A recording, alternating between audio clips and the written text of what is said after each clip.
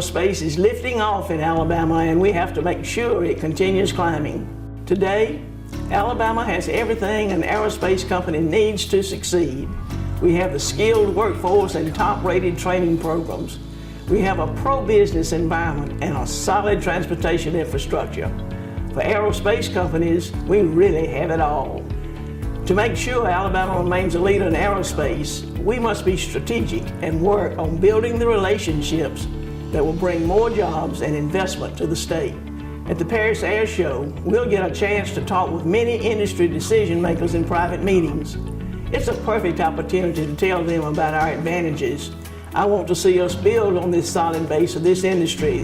The growth prospects are good. We just need to keep working to bring home that growth and the jobs that come with it.